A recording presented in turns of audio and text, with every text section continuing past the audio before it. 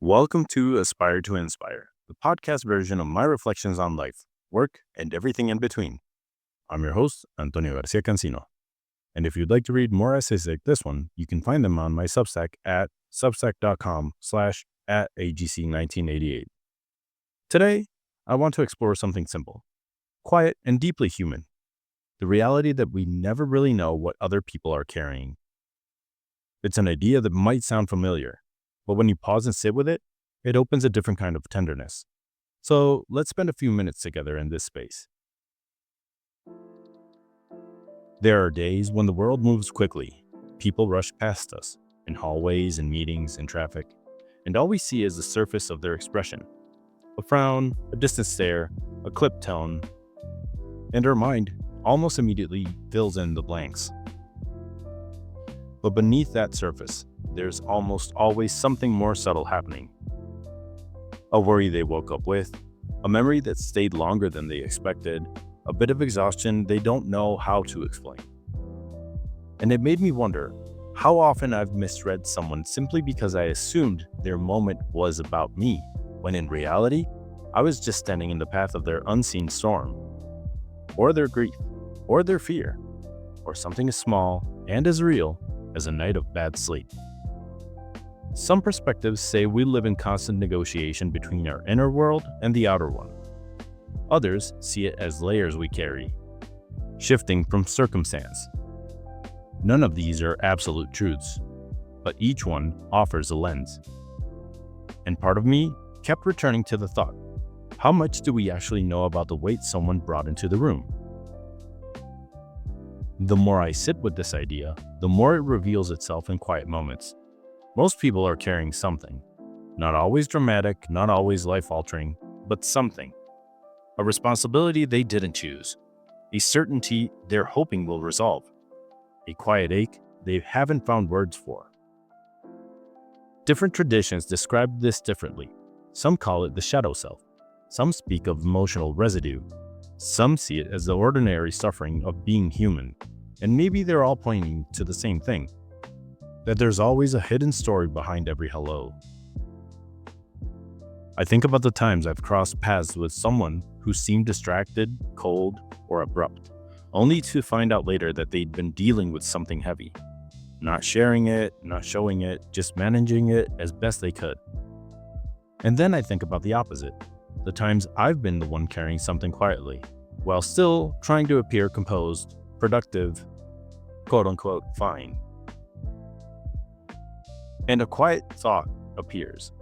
How many invisible battles do we pass every day without even realizing it? There's something humbling about recognizing that we only ever see fragments of someone else's reality. A fragment of their morning, their past, their fears, and their hopes. We fill the rest with assumptions, not out of malice, but out of habit. We interpret, react, and we take things personally, even when they were never meant to land on us. Sometimes I think about how different conversations might feel if we allowed a small pause before responding, a gentle space to acknowledge that maybe we don't have the full picture. There are ways of thinking that describe every person as a walking universe, layered with experiences, memories, inherited patterns, and silent hopes. Others say that suffering and resilience live side by side, shaping how we show up. Some traditions insist that understanding begins when certainty loosens its grip.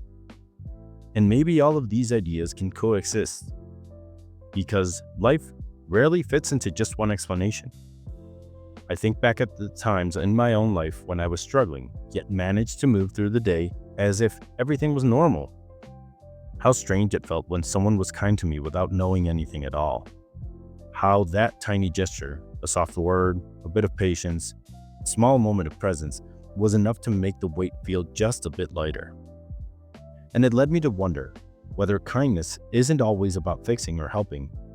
Maybe it's simply the quiet recognition that everyone carries something we cannot see. Maybe there's a small, quiet practice hidden here. Not a rule or a task, but a subtle shift. A breath before reacting, a softening when something feels off. A moment to remember that people's lives extend far beyond what they reveal. Not to excuse harmful behavior, not to overlook boundaries, but simply to hold the possibility that what we're seeing is only one layer of someone's day. Sometimes presence is enough. A bit more patience, a bit less certainty, a touch of compassion that stays unspoken but still felt. Because you never know which moment becomes the one that helps someone breathe again, or carry their load with a little more ease. As this reflection comes to an end, I hope you hold one simple thought close. There is always more to a person than what you can see. And sometimes, remembering that is enough to soften the world, even just a little. This has been an episode of Aspire to Inspire. I'm Antonio Garcia Cancino. Thank you for listening, and remember, gentleness often begins when certainty ends.